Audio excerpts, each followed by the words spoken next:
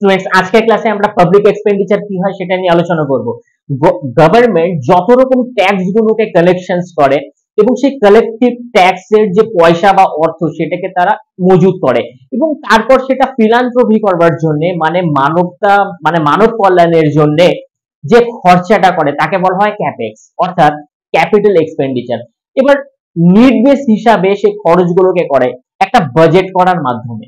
Government বাজেটের মধ্যে দেখা যায় যে গভর্নমেন্ট তার যে সংগৃহীত অর্থগুলো সেটা হচ্ছে education, health care, defence, infrastructure development, innovations, research and development and finally economics ডেভেলপমেন্টের জন্য বিভিন্ন খাতে খরচ করে থাকে।